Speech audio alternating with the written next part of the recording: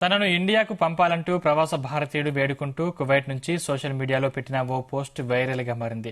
పీలేరు నియోజకవర్గం చింతపర్తికి చెందిన శివ ఆ వీడియోపై డిప్యూటీ సీఎం పవన్ కళ్యాణ్, మంత్రి నారా లోకేష్ స్పందించి కేవలం 2 రోజుల్లోనే భారత్కు రప్పించారు. కువైట్లో తనను హింసిస్తున్నారని, తన వల్ల కావడం లేదని ఏజెంట్ కూడా చేతులు ఎత్తేయడంతో బాధితులు సెల్ఫీ వీడియో తీసుకున్నాడు. ఏపీ ప్రభుత్వం చొరవతో ఇండియాకు వచ్చిన శివతో మా reporter Naresh face to face.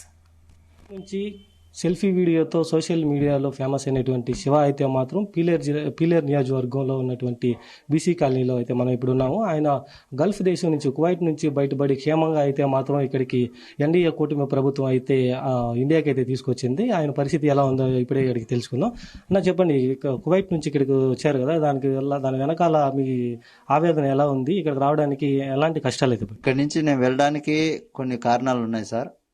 నేనైతే కువైట్కి వెళ్ళాలని ఏమనుకోలేదు, కాకపోతే పరిస్థితుల ప్రభావం వల్ల వెళ్ళాల్సి వచ్చింది. ఎందుకంటే నేను ఇల్లు కట్టడం వల్ల, హౌస్ కట్టడం వల్ల అది కూడా పూర్తి అవ్వలేదు, సగం పనిలోనే ఉంది. గోడలు లేపాను, ఇంకా ప్లైన్ స్లాప్ కానీ ఏమి వేయలేదు. అది అప్పు చేసి ఇల్లు కట్టాను, ఒక 5 లక్షల దాకా అప్పు అయింది. ఆ అప్పు కట్టుకోవాలి, ఇంట్లో భార్య బిడ్డలు పోషించుకోవాలి అని చెప్పనేసి ఏదైనా ఈ అప్పు కట్టడానికి అని బయట దేశం వెళ్ళాలని అనుకున్నాను.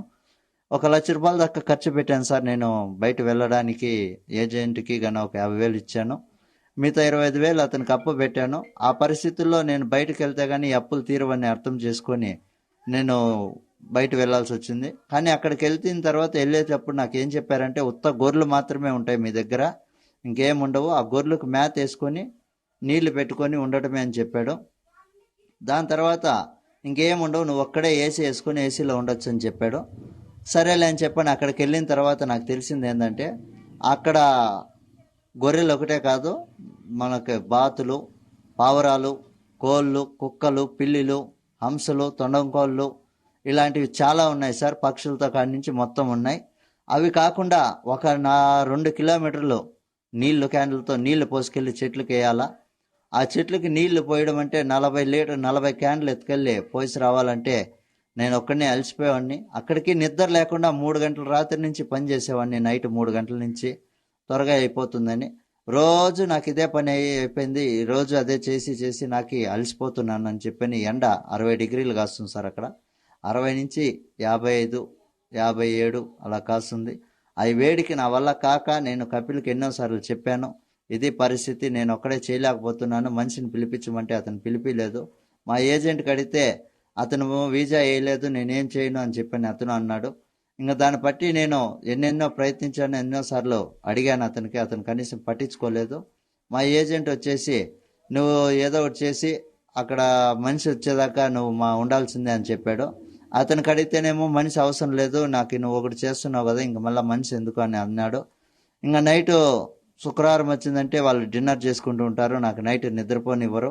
తెల్లవారుదులు వాళ్ళకు సర్వర్గా పనిచేస్తూ ఉండాలి. నాకు ఆ ఎడారిలో బతికి ఇంటికి వస్తానని ఆశ అయితే నాకు లేదు.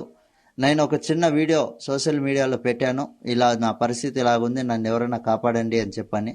ఆ వీడియో చూసిన మన నారా లోకేష్ బాబు గారు, మన నారా చంద్రబాబు నాయుడు గారు, మన పవన్ కళ్యాణ్ గారు, మన నియోజకవర్గం ఎమ్మెల్యే గారు, మన గ్రామ సర్పంచ్ సార్ గారు, వీళ్ళందరూ చూసి నా ఒక ఆవేదన చూసి వాళ్ళు కూడా చెల్లించిపోయి వాళ్ళని అతన్ని ఎలాగైనా తీసుకురావాలని మన కువైట్లో ఉన్న ఎంబసీ వాళ్ళకి ఫోన్ చేసి ఈ విధంగా ఆ మనిషిని ఎలాగైనా చేయాలి, తోడుకోరావాలి ఇండియాకి అని చెప్పడంతో వాళ్ళు కూడా చాలా బాగా స్పందించి నాకు స్వదేశానికి పంపించారండి. ఎందుకంటే చూడండి సార్, వాళ్ళకి వాళ్ళ కుటుంబాలకి ఎప్పుడు కూడా నేను రుణపడి ఉంటాను.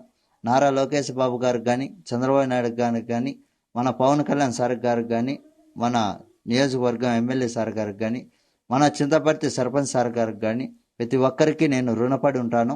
ఎందుకంటే నేను ఇంత త్వరగా 2 రోజుల్లో వస్తానంటే అది నా వల్ల సాధ్యమయ్యేది కాదు. నేనైతే అది వాళ్ళు ఉండబట్టి, వాళ్ళ సహకారాలతో నేను ఇంత త్వరగా ఇండియాకి చేరుకోగలిగాను.